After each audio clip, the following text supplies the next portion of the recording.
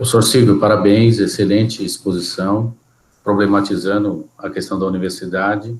E, professor Hector, já gostaria de fazer a primeira pergunta. Então, Hector, por gentileza. Silvio, muito obrigado pela sua apresentação, abriu bem no tema, e em realidade, são várias questões que você levanta, que eu gostaria de discutir um pouquinho.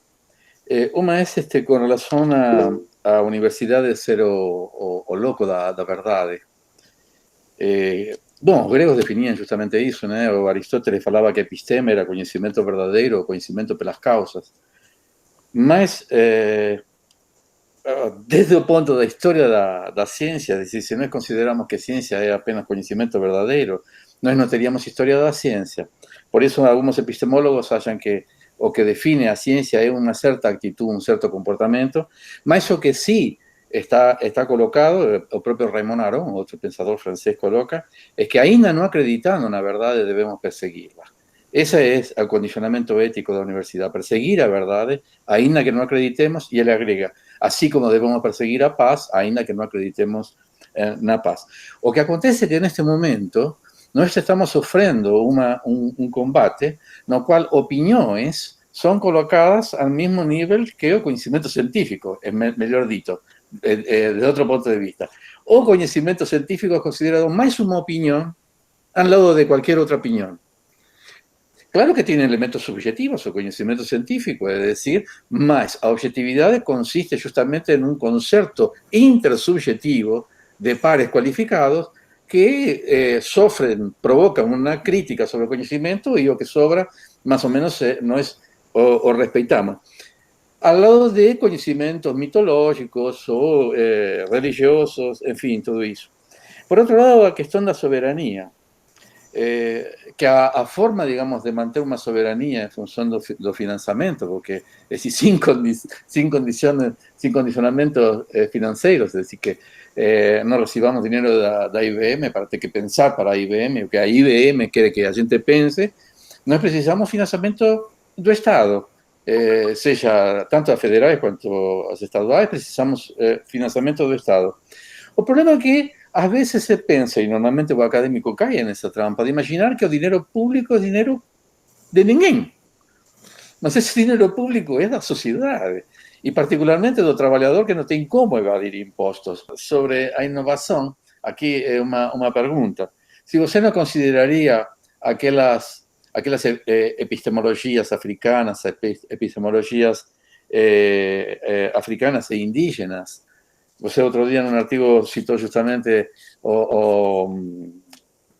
a necropolítica, que vem de uma epistemologia africana. Se essas epistemologias não poderiam ser consideradas também como uma inovação. É decir, se o problema não está no que se considera na inovação, sino a interpretação neoliberal do que seja inovação. É uma questão, só para te provocar, Silvio. Eu gostei muito da tua apresentação e concordo com tudo o que você falou, óbvio. Obrigado. A Universidade Estadual Paulista, Unesp, Universidade de Campinas, todos financiamento estatal, né? Então, essa autonomia, né? Ou seja, essa universidade sem condicionamentos externos, né? No caso da universidade pública, né, há um condicionamento externo. Você tem dinheiro, que é estatal, né? E aí a autonomia, eu sei que a autonomia foi dada à universidade toda hora questionado, né? Também a financeira e acadêmica, né? Mas a autonomia tem um certo regramento também, né? Nós sabemos disso desde autores que trabalham com essa questão de ter autonomia, né? Então eu fico pensando, assim, problematizando, Silvio, não questionando, acho que foi brilhante o que você falou, mas essa questão sem condicionamento, né, uma vez que tem o Estado, né?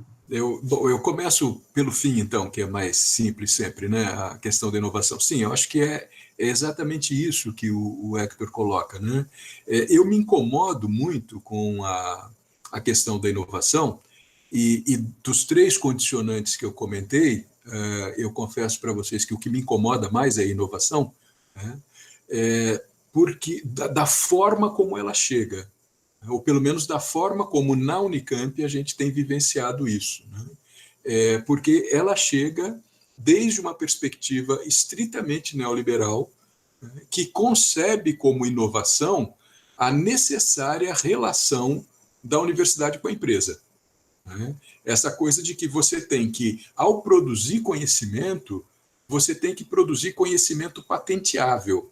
A inovação é aquilo que é patenteável, é aquilo que pode se transformar em produto, é aquilo que pode gerar lucro. Então, é a chegada desse ícone que me parece complicado, na direção do que o Derrida coloca, porque se eu disser que a universidade tem que gerar lucro, o conhecimento que se produz na universidade tem que gerar lucro, por exemplo, eu não mereço ter pesquisas financiadas, porque as pesquisas que eu faço no campo da filosofia da educação, por exemplo, não vão gerar lucro, a não ser que eu patenteie um novo modelo pedagógico e crie uma escola, segundo esse novo modelo pedagógico. Ano passado tivemos também uma reunião na minha faculdade, eu não estava presente, mas então desculpem falar de uma coisa que eu particularmente não presenciei, mas alguns colegas comentaram depois que uma pessoa dessa agência de inovação da Unicamp sugeria, inclusive, que nós, professores que somos do RD&DP, pedíssemos licença do RD&DP por um tempo e abríssemos uma empresa, para a gente vivenciar essa lógica do que significa você pensar e ter uma relação de natureza empresarial. Então, é esse tipo de condicionante que eu acho que a gente tem que debater, colocar em questão, enfrentar, mas, como eu disse, é resistir e é oferecer um certo tipo de dissidência que não significa negar. E aí o Hector tem razão, acho que essas novas perspectivas de pensamento que chegam à universidade e não pelas nossas mãos, mas que, por exemplo, na Unicamp, com a chegada no ano passado de um grupo significativo de estudantes indígenas, nós estamos sendo chamados a pensar questões que nós não pensávamos. Nós temos que aprender com eles as questões que eles trazem para nós, na medida em que eles estavam ausentes da universidade, ou que, às vezes, tínhamos uma ou outra pessoa de descendência indígena numa disciplina, mas já totalmente aculturados, totalmente ligados na sociedade ocidental. Com esse plano que a Unicamp fez de ter um vestibular indígena, nós recebemos, no ano passado, estudantes indígenas oriundos de diferentes terras indígenas brasileiras, e pessoas, algumas mais próximas da cultura ocidental e outras com muito distanciamento da cultura ocidental, e que têm, inclusive, uma série de dificuldades de acompanhar as aulas, as disciplinas, porque eles estão num outro mundo, E aí o interessante é que justamente a gente tem muito que aprender com eles, a gente tem muito que inovar com eles, com as populações negras que também chegam demandando um pensamento negro, demandando autores negros, autores africanos, nos questionando que tudo aquilo que a gente estuda tem origem europeia. Então, eu acho que aí a gente tem um campo de inovação interessante, mas eu temo que esse campo de inovação, que me parece absolutamente interessante, não vai ser reconhecido como inovação pelos gestores universitários que definem a inovação como um princípio básico. Você permite só um complemento, assim, na sua fala? Na verdade, não são só os gestores, tem um marco legal federal e lei estadual, no caso de São Paulo, que define o que é inovação e inovação tecnológica. Você tem toda a razão que define nesses termos de que a inovação tem que ter um impacto na economia. Então, assim, você tem um marco legal federal e lei estadual que define isso, e os gestores, agentes de inovação e tudo mais, colocam isso em andamento, obviamente, mas tem lei federal. Então, acho que aí está o que a gente precisa saber discutir em termos da própria produção universitária acadêmica. E isso se conecta com a questão da soberania, da autonomia que vocês colocavam. porque é evidente, né? Vocês, tanto o Marcelo quanto o Hector, chamavam atenção, a gente depende de financiamento, né? No nosso caso, o financiamento que a gente demanda como um financiamento público e, como o Hector dizia, um financiamento que vem da sociedade, que, portanto, é evidente, a gente precisa fazer esse financiamento ter retorno para a sociedade, né? Agora, o que ou pelo menos a forma como eu entendo essa questão que o Derrida nos coloca é que esse financiamento que a gente tem e precisa ter, senão a gente não existe como instituição, esse financiamento ele não pode condicionar as ações da universidade. Então, eu dizia, por exemplo, estamos recebendo estudantes indígenas, estudantes negros. Temos que nos haver com essas populações, temos que dialogar com essas populações, temos que produzir para essas populações. Mas isso não é um condicionamento à universidade, não pode ser encarado como um condicionamento, né? Como uma obrigação direta de fazer isso, né? Ou porque nós recebemos recursos do governo, no nosso caso do governo estadual, nós termos que garantir o tipo de trabalho que o governo do estado de São Paulo vai nos impor, né? E aí ficarmos à mercê, né, dos governantes de plantão a cada 4 anos, do partido que está no poder e etc., que vai definir o perfil da universidade, né? Não, acho que a gente tem que garantir que a universidade tenha a sua autonomia de gestão, e mais do que autonomia de gestão, autonomia de produção de conhecimento, que vai ser feito com esse recurso e que vai significar uma relação necessária com a sociedade, mas dentro de uma perspectiva daquilo que a própria universidade é capaz de produzir, de definir, de se colocar. Mesmo porque o dinheiro não é do governo, o governo simplesmente Exatamente. Mas o dinheiro é dinheiro público. E o governo dura 4 anos e muitas vezes uma pesquisa dura muito mais de 4 anos, obviamente. Sem dúvida. Eu sou professor da Unesp Campus de Jabuticabal, eu sou físico, né? Então, a minha pergunta é uma coisa mais assim, desculpa, eu não tenho tanto esse conhecimento na área de humanas e sociológica, mas algumas dúvidas que eu sempre tive, né?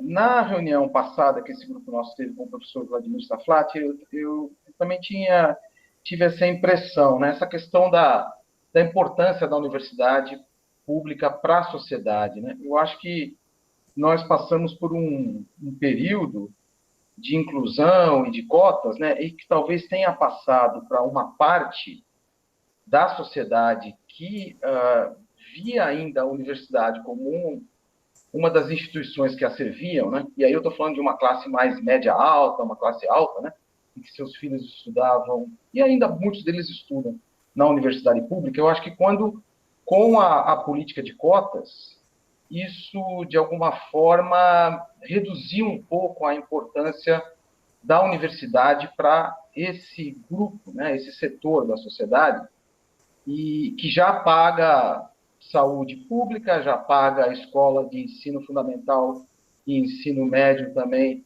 para os seus filhos privado, né, saúde privada, e agora também já não vê tanta importância na universidade pública. A universidade pública, então, ela tem como objetivo incluir pessoas de camadas mais humildes, né, mais pobres, porém, esse tanto de vagas que ela está destinando, vamos dizer assim, não faz nem cosquinha, né, para uma grande demanda, né, que existiria, e essa grande missão que seria dada pela universidade pública agora, tentando atender uma classe que até então não tinha tanta oportunidade na universidade pública. Então, essa é a primeira pergunta que eu faço para você. Se você acha que aquilo que a universidade pública está ofertando para uma classe menos favorecida, se isso é adequado perante a demanda. Bem, e não sendo adequado, como é que nós vamos fazer, né? Porque a universidade ela depende de recursos. Ela poderia até, de alguma forma, expandir o número de alunos. As 3 universidades públicas na graduação, elas têm por volta de 100 mil alunos. Vamos supor que nós queiramos expandir para 200 mil. Né? Aí tem a questão da qualidade. Né? A qualidade, provavelmente, a gente, né, para aquilo que a universidade se destina, né? E a universidade, muitas vezes eu me vi reclamando da qualidade dos alunos e daquilo que nós poderíamos ofertar e não podemos, porque não adianta nada você oferecer vagas e não ter alunos que possam acompanhar, e às vezes reclamando de um ensino fundamental, um ensino médio, público, que não tem tanta qualidade. Mas quem deveria ter a missão de dar uma certa qualidade para o ensino fundamental e médio, se não a universidade pública?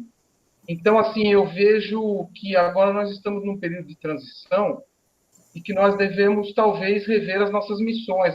Nós nos preocupamos muito com a questão da inovação, a questão de publicações, tudo isso dá um certo status para nós. Mas por que a universidade pública, e eu queria saber se você concorda com isso também, por que a universidade pública abandonou a formação de professores no ensino fundamental e no ensino médio, para a rede pública? Por que ela não tem essa missão? Né? Então, assim, nós somos um pouco vítimas disso tudo, né? do fato da gente não estar sintonizado com as demandas de uma grande classe a quem nós nunca tentamos servir, né? E agora, eu acho que com as cotas, com a inclusão, nós estamos começando a aprender um pouco isso, mas eu queria saber de você se esse número se isso tudo não é um pouco insuficiente ainda, porque é uma enorme demanda. Uma enorme demanda. Obrigado. Eu é que agradeço, Newton. Em geral, eu concordo com as questões, as afirmações que você faz e as questões, e acho que esse é um dos grandes desafios que a gente tem que enfrentar, né? Eu concordo que nós estamos muito longe de atender a demanda que se coloca para nós, né? Ainda que eu também me sinto obrigado a dizer que não me parece que essa demanda seja uma demanda integral da sociedade, né? Eu não acho que na sociedade brasileira a gente teria, sei lá, no estado de São Paulo, por exemplo, 100% da população demandando vaga na universidade pública. Infelizmente, não chega. Seria maravilhoso se nós tivéssemos essa demanda. Infelizmente, não temos. Ainda assim, ainda que seja muito menos do que atingir a totalidade da população, certamente a demanda é muito maior do que a gente pode atender, do que a gente pode cumprir. E o exemplo que você dá, por exemplo, se ampliássemos, se dobrássemos o atendimento, né, de estudantes na graduação, né, o que isso significaria? Que impacto social isso teria? Né? Me parece que essa é uma das questões que a gente deve fazer. Né? Desde que eu ingressei na Unicamp, já há 25 anos, o perfil da instituição mudou significativamente, né? Nas últimas 2, 3 décadas, nós tivemos uma mudança muito significativa no acesso dos estudantes à universidade e mesmo na ampliação de vagas, né? Pelo menos entre nós ali, na Unicamp, a ampliação de vagas foi bastante significativa nesse período, ainda que ela seja muito pequena frente àquilo que a gente precisaria fazer, né? E aí você traz essa questão, né, de que como fazer com esse estudante que chega na universidade, mas que vem com uma formação insuficiente da educação básica, né? Eu acho que a gente não pode se recusar a ter esse estudante na universidade, né?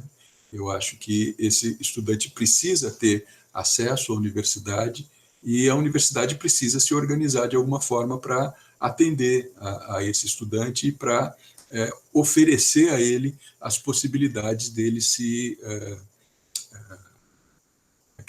dele acompanhar a discussão que é feita na universidade, né? A gente não pode nem diminuir aquilo que a gente faz, porque a capacidade do nosso estudante já não alcança, ou de pelo menos parte dos nossos estudantes não alcançam, mas a gente também não pode deixar de fora esses estudantes ou expulsar esses estudantes da universidade através de uma série de reprovações, por exemplo, porque a gente diz para ele, olha, você não tem condições de acompanhar o tipo de trabalho que se faz na universidade. Eu acho que a gente precisa fazer com que eles cheguem à condição, à capacidade de acompanhar a universidade, o trabalho que se faz na universidade. E esse paradoxo para o qual você chama atenção, né? Se nós temos um problema de qualidade na educação básica, não competiria exatamente a universidade pública, investir numa transformação da qualidade da universidade básica? Eu acho que sim, né? E, em larga medida, isso tem a ver, claro, com a ampliação das vagas nos cursos de licenciatura, nos cursos de formação de professores dos mais variados níveis, né? Eu acho que a gente vem ampliando nos últimos anos as 3 universidades paulistas, mas ainda tem muito que ampliar, né? Agora, essa ampliação não pode estar casada com uma diminuição da qualidade formativa. Eu acho que a gente precisa ser capaz de formar em nível de excelência, mas também precisamos ser capazes de inserir esses nossos estudantes bem formados nas redes públicas de ensino. Porque um fenômeno que a gente também verifica é que estudantes bem formados em boas universidades públicas, no campo da docência, pensando aqui na formação de professores, muitos desses estudantes vão depois alimentar as redes privadas de ensino. E por que vão alimentar as redes privadas de ensino? Porque elas oferecem condições de trabalho melhor, ou pelo menos condições salariais, não sei se no limite condições de trabalho efetivas, mas oferecem condições salariais muito mais atrativas. Então, acho que seria necessário aí um plano integrado, um trabalho integrado de garantir uma formação de alta qualidade de professores para a educação básica nas universidades públicas, articulado com uma recepção desses profissionais nas redes públicas estaduais e municipais de ensino, para que eles possam efetivamente colaborar com a melhoria da qualidade do ensino público na educação básica. Agora, não adianta a universidade formar bem esses profissionais se a gente não tiver a contrapartida dos governos municipais e estaduais, e também federal, efetivamente, né, com a valorização da profissão docente, né? Se a gente não tiver aí um processo de efetiva valorização da profissão docente, a gente não vai conseguir melhorar a qualidade do ensino fundamental, do ensino básico, do ensino público básico, né? Me parece que ele passa por uma necessidade de boa formação, mas ele passa também por uma necessidade de valorização do profissional docente nessas redes, né? E aí, infelizmente, o que a gente vê é uma depreciação cada vez maior e não uma valorização, né? Cada vez mais a situação se complica para o professor das redes básicas, em lugar da gente ver um investimento mais sério, mais forte nesses profissionais. Acho que um pouco por aí que eu teria a comentar. Boa tarde a todos. Eu sou o professor Roberto, do curso de Administração, lá da Unesp de Jaboticabal. A minha colocação é a respeito do financiamento da universidade pública.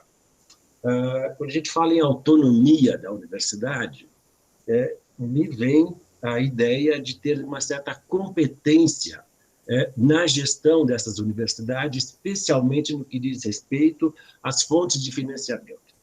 E você traz aí uma fala que me chamou a atenção, que a gente teve uma série de promessas não cumpridas pelos governos do Estado. Isso provavelmente impactou na USP, na hora que abriu a USP Leste, a Unicamp, quando abriu a linha de Limeira, né? A Unesp, com a expansão da Unesp, e, na realidade, o percentual de financiamento das 3 universidades não se alterou. A pergunta que me parece que é o seguinte: por que a gente acredita em promessa? Essa é uma questão fundamental, porque na administração pública, nada existe se não tiver publicado no Diário Oficial. Eu acho que há um certo amadorismo por parte dos gestores das universidades, na medida que ele senta na frente do governador, ele diz que vai fazer tal coisa, ele acredita, sai fazendo o que foi acertado verbalmente com o governador e cai numa cilada, né? Porque ele diz o seguinte: olha, se você fizer o Campo Leste para a USP, se a Unesp aumentar não sei quantos cursos, a gente pode pensar em mudar o percentual de financiamento da universidade. Só que, uma vez pronto, ele fala: por que você está precisando de aumentar o financiamento se o volume de recursos que você tem foi suficiente para fazer essa expansão? A gente cai numa cilada extremamente de amador. A gente é meio amador na negociação com o Estado. Eu gostaria que você comentasse um pouco desse aspecto aí. Eu concordo plenamente. Eu acho que e a situação é mais drástica ainda, né? Porque além da gente não ter recebido o aumento de financiamento que foi prometido, a gente está confrontado agora com a possibilidade de diminuição do financiamento, né? Nas leis orçamentárias que estão sendo discutidas, já se prevê a diminuição da quota-parte do ICMS para as universidades, né? Então, além de não ter conseguido o aumento, a gente corre o risco de ver o nosso financiamento diminuído em termos percentuais, né?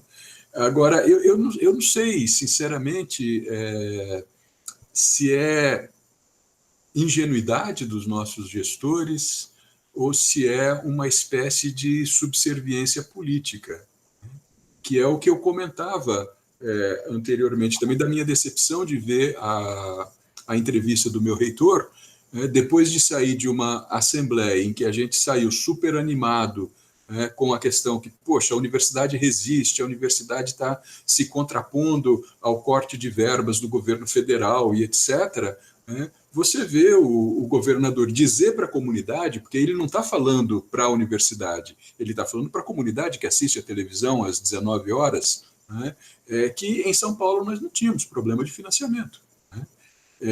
Eu não sei quais os interesses, por que ele fez isso, por que ele não quer se indispor com o governador do Estado, ou se ele não quer comprar briga com o governador do Estado em nome da universidade, né? Mas, efetivamente, ele se mostrou capaz de publicamente confrontar o governo federal, mas não confrontar o governo estadual, quando nós sofremos muito mais os cortes que a gente está tendo no governo estadual do que os próprios cortes do governo federal. Porque, pensando nas nossas universidades estaduais, o fato de termos cortes de financiamentos da CAPES, do CNPq, etc., impacta as nossas pesquisas? Sim, impacta, efetivamente impacta as nossas pesquisas. Mas aí a gente vai ter cortes de bolsas de pós-graduação, a gente vai ter cortes de determinados financiamentos à pesquisa, e eles são importantes, mas o fundamental das nossas universidades paulistas é o orçamento que a gente tem vindo do Estado de São Paulo, né? E se a gente não enfrenta o governo do Estado de São Paulo no sentido de precisar de reivindicar essas promessas que foram feitas e assim por diante, né? Coisas que os nossos sindicatos têm feito. Eu estou falando dessas coisas porque acompanho o movimento da Associação Docente da Unicamp, né? E sei que na Unicamp a do Unicamp faz isso e o Sindicato dos Funcionários também, e o Fórum das Seis, das estaduais paulistas, que o tempo todo está confrontando o governo com essas questões. Agora, se os nossos dirigentes institucionais, que são indicados por nós, que são representantes nossos, do corpo universitário não fazem esse enfrentamento, nós ficamos a pé. Nós ficamos numa condição que, enquanto sindicato, a gente faz esse enfrentamento. A gente pode ir lá para a porta da Assembleia Legislativa fazer movimento contra diminuição da quota-parte das universidades no ICMS, e assim por diante, fazer pressão nos deputados, e assim por diante. Mas se os nossos dirigentes, de modo articulado, não fazem essa pressão, não enfrentam essa discussão política no Estado, a gente fica numa fragilidade bastante grande, né? E aí eu, sinceramente, não sei, né, se a gente faz isso por ingenuidade, por incompetência ou por compromissos políticos que a gente não sabe quais são, né? Boa tarde. Eu diria assim que foi muito brilhante, né, e muito agradável te ouvir, Silvio, porque realmente conta para nós uma trajetória de constituição de intelectuais para a sociedade brasileira, e que eu vejo que às vezes nós estamos perdendo essa nossa tradição, e isso me deixa muito feliz, né, em essa sua articulação, esse seu pensamento muito bom. Mas eu fiquei pensando, e eu tenho pensado muito nisso, de quando nós falamos de uma universidade no Brasil, e particularmente no estado de São Paulo, de qual universidade que nós estamos falando quando nós olhamos para o corpo docente. Nós temos praticamente a mesma idade, acho que nós estamos próximo de 60, você também deve ter isso, então nós estamos falando de uma universidade que nós construímos, sonhamos como estudantes, e que passamos a vivenciar nesses últimos 27 anos, que é o tempo que eu tenho na universidade, 28 anos de universidade. E aí eu me pergunto sempre, nessa trajetória institucional, se nós não temos uma outra universidade construída nos últimos 10 anos. Principalmente por um perfil marcado por uma lógica produtivista, por um perfil marcado por demandas induzidas pelas agências de fomento, por um perfil marcado por um projeto de intervenção ou por um projeto de apropriação do conhecimento científico na lógica da mercadoria, e que, portanto, acabou, para nós mesmos, nos distanciando de algumas formas de trabalho. Digo isso porque, por um lado, embora nós possamos nos constituir internamente na universidade enquanto intelectuais, nós tínhamos uma trajetória muito mais isolada. Nós nos fizemos, enquanto intelectuais, muito mais isolados. Ao passo que esses recém-ingressos na universidade não o fazem de forma coletiva, mas o fazem na forma de redes, que são conceitos muito distantes de coletividade e de construção conjunta. Eu fico me perguntando se esse parâmetro, se esses dois modelos de universidade não fez com que, paulatinamente, ao mesmo tempo que a universidade fosse se abrindo para esse leque de sujeitos sociais excluídos dos seus bancos, os indígenas, os negros, né? Talvez eu seja uma das poucas exceções, como de origem negra e nesse processo, né? E também indígena, né? Minha avó era cariri. Então, nesse processo, nós temos uma adentrada mais para um conjunto significativo de professores que não conseguem enxergar a universidade como a sua necessária forma de estar socialmente referenciada. Então, como é que nós lidamos com isso? Ou seja, inclusive que dá muita vazão a esses três grandes conceitos que você colocou de forma muito brilhante. Porque, na verdade, esses três conceitos, eles também respondem para esse construto mais recente da universidade no âmbito de uma lógica conhecimento e mercadoria. Então, como que essa universidade cria esse protagonismo mais liberal, mas simultaneamente se agrega com uma perspectiva inclusiva, mas sobre a qual ela não consegue lidar, porque ela está perdendo a dimensão de ser socialmente referenciada? Bom, eu agradeço o seu comentário, acho que é exatamente isso que a gente vivencia, né? E é um pouco nesse sentido que eu comentei que esses ícones, né, que eu queria discutir estavam já profundamente entranhados em nós, né? Porque é justamente isso que você comenta, nessa última década que isso vai entrando na universidade, entrando com cada vez mais força, e talvez a gente não tenha se dado conta, né, de como isso entrou na universidade, como conquistou determinados espaços e como passou a ditar a própria vida da universidade, né? E a gente pensando em outras coisas, né?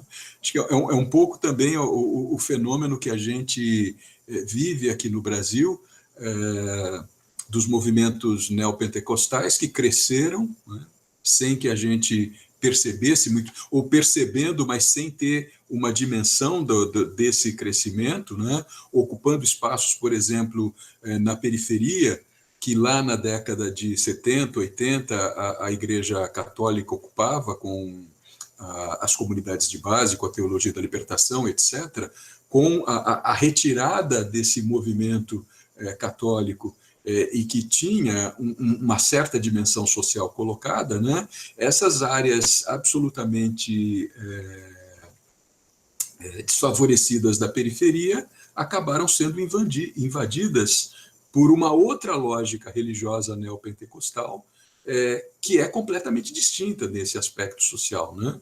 E os caras souberam fazer um movimento com muita competência de ir tomando assento em espaços políticos importantes, né? De tal modo que hoje a gente tem uma bancada evangélica forte, a gente tem muitas cidades com prefeitos, se não evangélicos, ligados a esses movimentos neopentecostais, e governadores de Estado e presidente da República ligados a tudo isso, né? E tudo isso foi acontecendo e a gente não tendo muito a dimensão, ou não conseguindo fazer a leitura política disso que acontecia no país e de produzir enfrentamentos necessários para isso, né?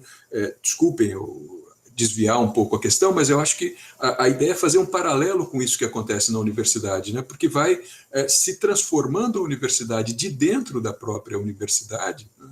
E aí é interessante porque a gente tem um fluxo de concursos na universidade nos últimos 15, 10 anos, como a gente não tinha tido antes, né? Isso recrudesceu agora, evidentemente, mas a gente teve um momento interessante de contratações, de aumento de contratações nas universidades públicas, mas justamente trazendo para a universidade um tipo de público já totalmente, como é que eu diria, totalmente fechado com essa lógica produtivista que você comenta, né? E os nossos próprios concursos referendando isso, porque o que você vai pontuar na hora de contratar a pessoa é justamente a dinâmica de produtividade da pessoa e etc., né? Então, você acaba trazendo para a universidade esse outro perfil e que implica na universidade um outro tipo de gestão do conhecimento, né?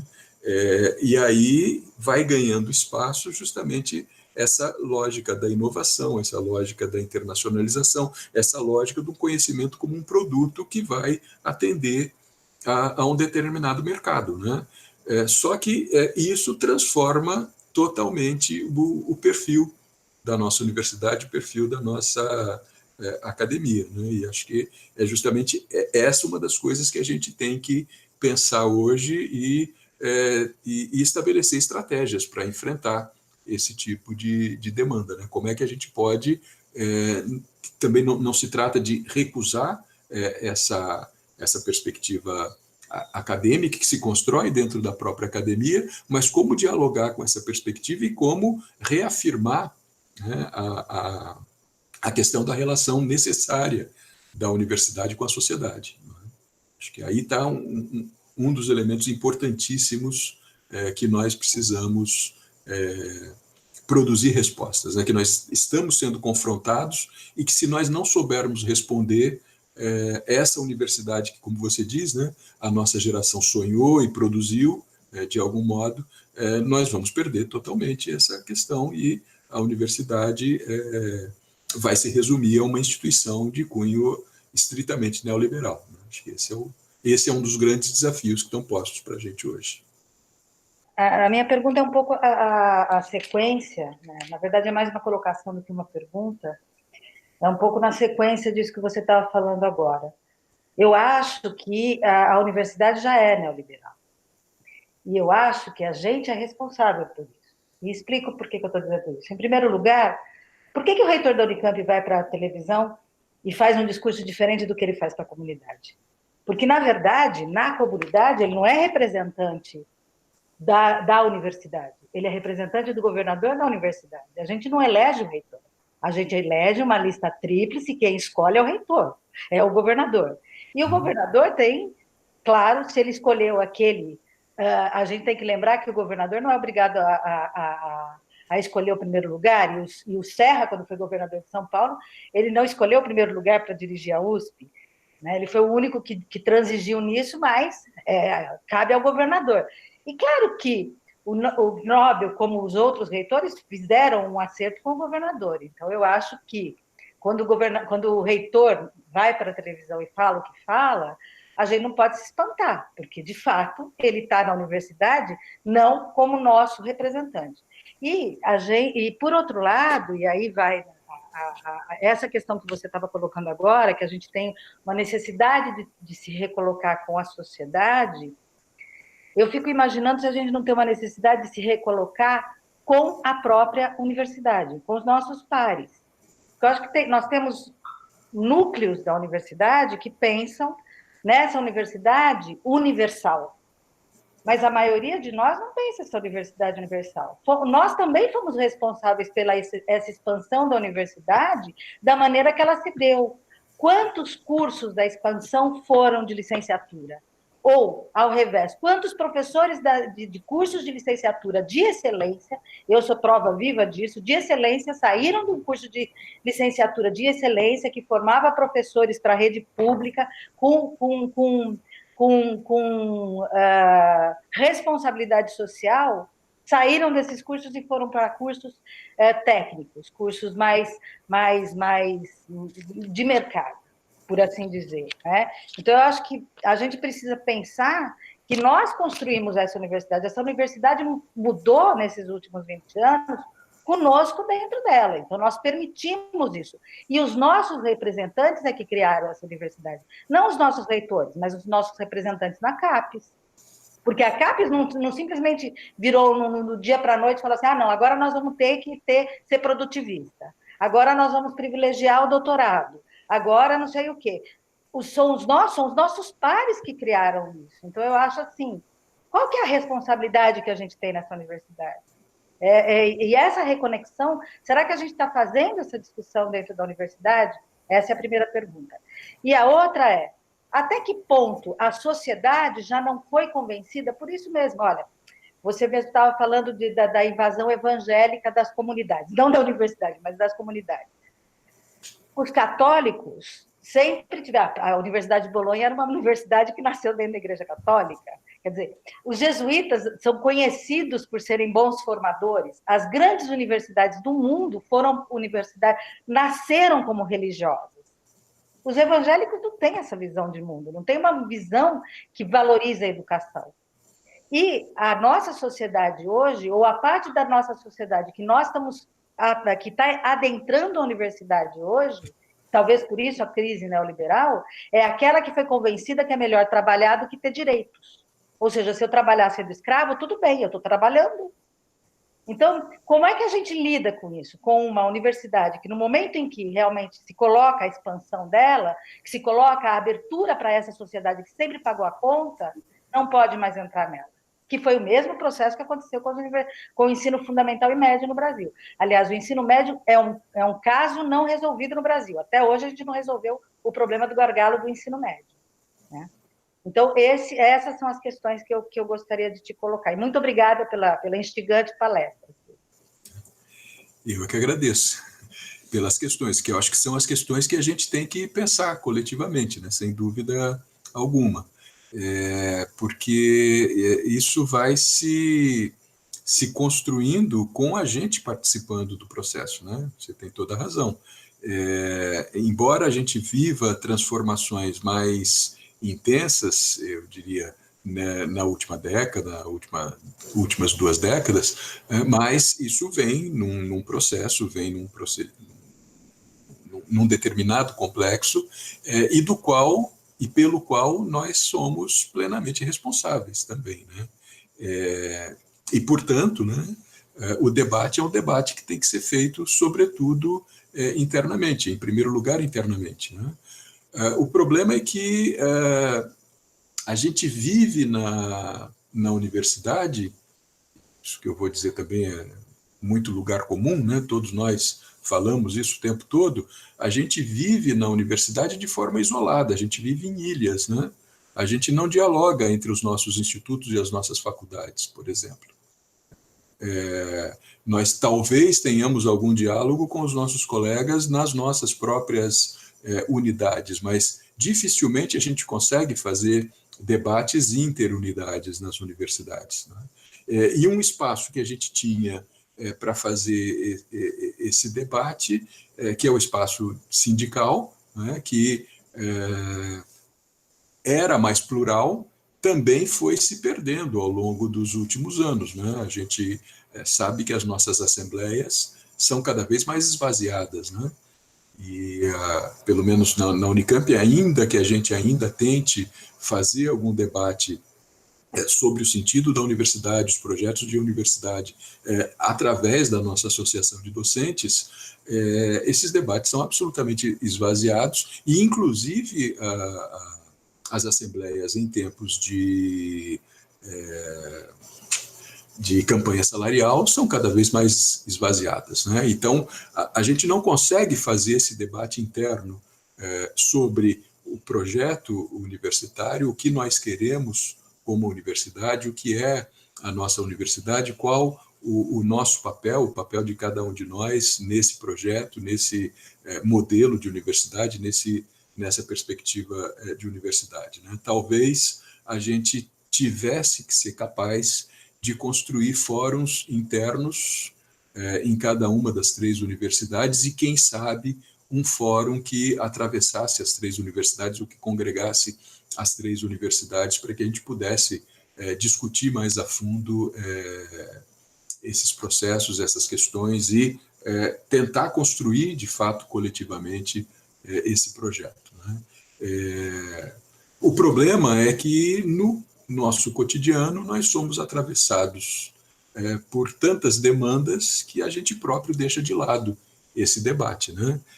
Haja vista que a gente está justamente aproveitando esse momento de absoluta excepcionalidade para estar fazendo uma conversa como essa, né? No dia a dia, se nós estivéssemos com os nossos semestres na regularidade de sempre, dificilmente a gente conseguiria estar fazendo uma conversa como essa, né?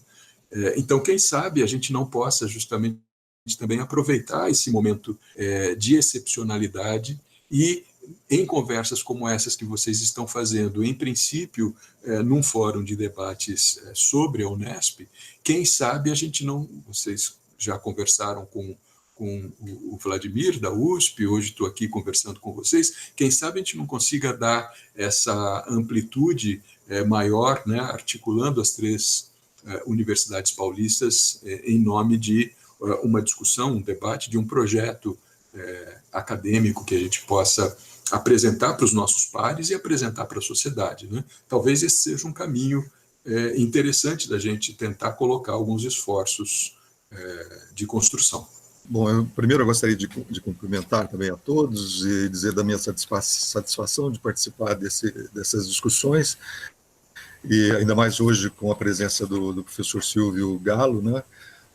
A satisfação de ouvi-lo enquanto professor de Filosofia da Educação, cumprimentá-lo pela exposição brilhante, pelas provocações, né, que ele lançou para todos nós aqui. E, de fato, são provocações que, vamos dizer assim, em meio à pandemia, nós precisamos ainda de pensar nessas perspectivas de resistência e de dissidência, né? Na fala que o professor Silvio Galo fez, uma coisa que me chamou a atenção que talvez pudesse, além de recuperar essa ideia anterior, que surgiu aqui também, né, desses fóruns de discussão, dessas formas de participação, inclusive de inclusão das 3 universidades. De uma certa forma, a gente faz isso através desse fórum, quando a gente, entre professores da Unesp, também convida outros colegas, seja da USP, seja da Unicamp, para ajudar a pensar, né? Mas uma das coisas que também percebo, e que provavelmente, não sei se seria, vamos dizer assim, uma das questões que a gente também já percebe nas próprias razões de ser da universidade, e em determinados momentos, até naquilo que está escrito, inclusive no próprio estatuto das universidades, né, que ajuda a estruturar um pouco a universidade, às vezes tem acontecido experiências nesses últimos anos que têm me chamado a atenção. Às vezes, estatutos que têm sido, inclusive, alterados, né, de formas fragmentadas. Isso é uma experiência muito forte que tem acontecido nesses últimos anos, né, na Unesp. E experiências anteriores, como de assembleias, né, de discussão, ela que está presente no nosso estatuto, ela não tem acontecido. E é sobre esse detalhe que eu queria ouvir um pouco mais o professor Silvio, quando ele fez referência a uma assembleia acontecida no interior da Unicamp, né, no final do ano passado. Ele frisou a sua preocupação com a entrevista que o reitor depois deu, né, mas eu queria ouvir um pouco sobre, se é que eu entendi bem, um pouco mais sobre a realização desta assembleia, de uma assembleia interna à instituição. Se isso tem sido uma experiência que está presente concretamente na Unicamp, por exemplo. No nosso caso, como eu disse, ela está presente como uma possibilidade no estatuto, mas ela tem sistematicamente, ela não acontece, né? A última que nós tivemos, eu acho que deve ter sido no final da década no início da década de 90, final de 80, acho que na época do professor Antônio Manuel. Depois nunca mais aconteceu. Queria ouvir um pouco sobre isso, e se essas formas, inclusive, às vezes, no interior da própria universidade, a gente pode articular determinadas resistências vamos dizer assim, nessa luta em relação a esses ícones que também acabam sendo constituídos no interior da própria universidade. Por vezes, no interior da própria universidade, nós podemos encontrar mecanismos também articulados para essa resistência. Eu queria ouvir um pouco sobre essa possibilidade em relação à questão da Assembleia Universitária. Obrigado, Luiz. Bom, no caso da Unicamp, a gente também tem no estatuto prevista essa possibilidade, mas não é uma coisa que se exerça, que se faça, né? Para ter uma ideia, essa assembleia que a gente teve, foi colocada como uma assembleia extraordinária, né? Foi a segunda vez que aconteceu na história da universidade. A primeira vez foi quando, durante o governo Maluf, tivemos uma intervenção na universidade e se convocou uma assembleia extraordinária universitária para defender a universidade da intervenção que vinha do governo do Estado, né? Isso ainda na época da ditadura. E a segunda vez que nós tivemos foi o ano passado, frente a essa situação relativa ao governo federal, né? Mas eu diria que, embora eu tenha participado da Assembleia, tenha achado muito interessante, mas eu tenho que dizer para vocês que a Assembleia foi uma espécie de espetáculo político, né? Tínhamos lá, se falou na época, acho que em 8.000 pessoas participando, professores, estudantes, funcionários, dirigentes, etc., né? Com uma longa fila de pessoas que se inscreveram para falar na Assembleia, e aí com falas que eram, em geral, palavras de ordem, né? De um enfrentamento do momento político, de desfinanciamento da universidade, de desprestigiamento da universidade. Então, uma forma da própria comunidade universitária se sentir fortalecida em si, enquanto comunidade, para enfrentar esse ataque externo, digamos assim, né? E isso me parece importante, me parece interessante, mas não me parece produtivo para discutir o próprio sentido da universidade, né? Em assembleias como essa, a gente não tem condições de fazer, por exemplo, isso que nós estamos fazendo aqui nesse momento, né? Eu acho que seria preciso a gente construir outros mecanismos, né, que nos permitissem um amplo e intenso debate de base sobre a universidade, para que se pudesse chegar futuramente, talvez em assembleias, nas quais determinados princípios fossem acordados e assumidos coletivamente e publicamente como princípios do trabalho universitário, né? Mas essas assembleias seriam o resultado, digamos assim, de um amplo processo de discussão de base, sem o qual a gente não conseguiria construir esses princípios que poderiam ser referendados, assumidos, publicados, né, em termos de uma grande assembleia, né?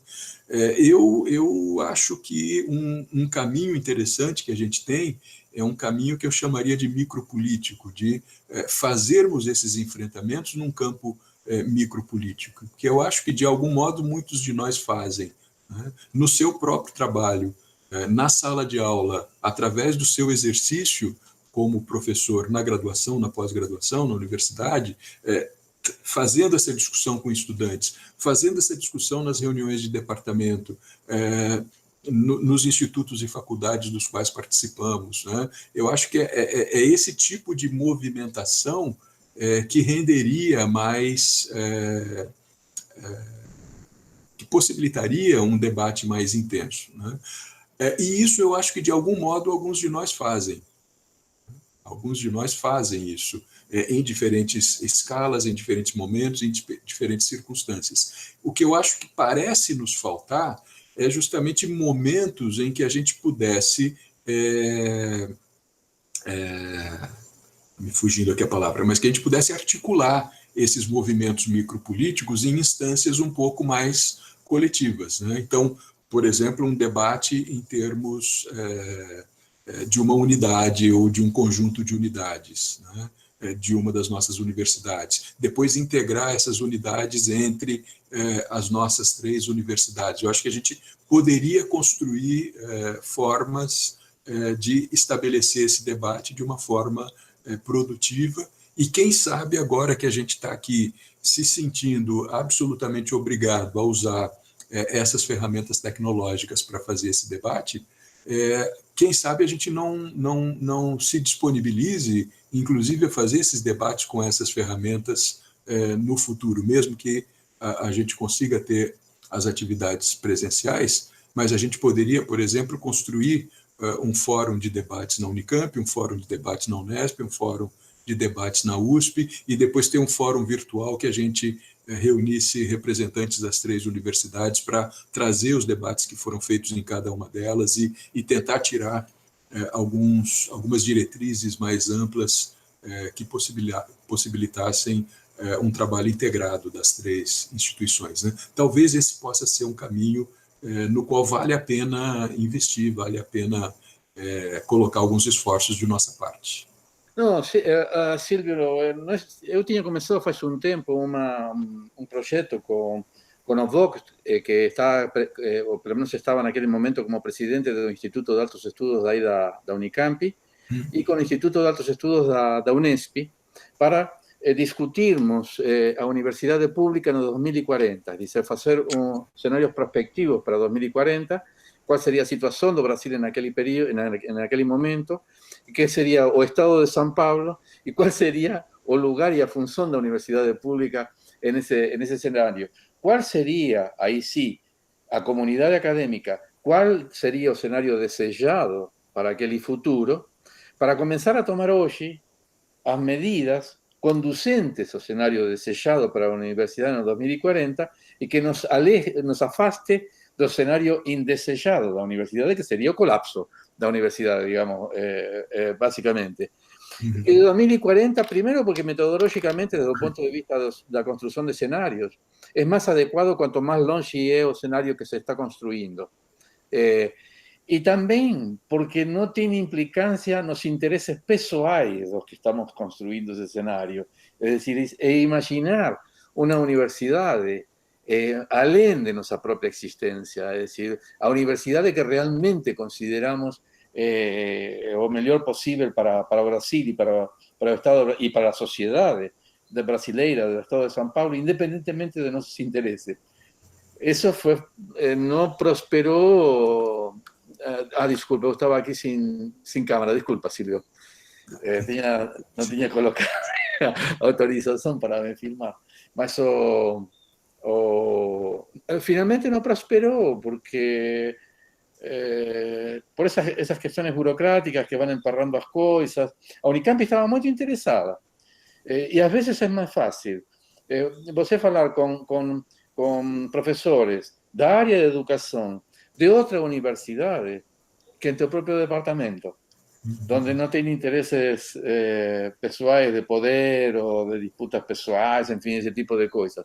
Eu acho que nós devemos, essa ideia sua é extraordinária, é fundamental, e eu acho que devemos fazer um esforço em algum momento iniciarlo, inclusive por estos medios, como você disse, isto facilita a comunicação, isto não é uma dificuldade, muito pelo contrário, está facilitando, para realmente começarmos a pensar o papel da universidade, porque é um papel que não podemos discutir sozinhos, nem em um gabinete, sino entre todos os professores e das 3 universidades, isso seria o ideal. Então, te parabenizo pela ideia, Silvia. Por fim, agradecemos, professor Silvio Galo, e só fazer uma provocação aqui. Eu gostei muito do título, né, da palestra de hoje, e coloca a questão, ou deciframos os enigmas, né, ou seremos devorados, né, ou até, se pensarmos a questão de Édipo, né, pensaríamos também no significado da palavra trágico, né, da tragédia, né. O Édipo, depois, ele tem a questão da tomada de consciência de si, né. Acho que acho que a gente teria que viver esse momento trágico, né, de tomada de consciência de si, enquanto universidade, né, que nós nos rendemos a certa política neoliberal, sim, e talvez dessa tomada de consciência trágica possa surgir boas coisas, né. Então, agradeço ao professor Silvio, tá? Então, muito obrigado, professor Silvio, foi brilhante a sua fala, e aprendi bastante e provocou bastante questões. Obrigado, viu? Eu que agradeço a você pelo convite, parabenizo pela iniciativa, que acho que, de fato, é super importante e acaba construindo essa possibilidade de irmos avançando nessa direção, né? E concordo, Marcelo, com essa ideia do Édipo, da tomada de consciência, né? Eu só espero que a gente não tenha que, como ele, furar os 2 olhos, né? Para poder construir o futuro das nossas universidades, né? Que a gente tenha viva, sim, o sentido do trágico, mas que a gente consiga, né, continuar enxergando, né? Que a gente não seja obrigado a se cegar para poder avançar. Mas obrigado para vocês e bom trabalho para todo mundo.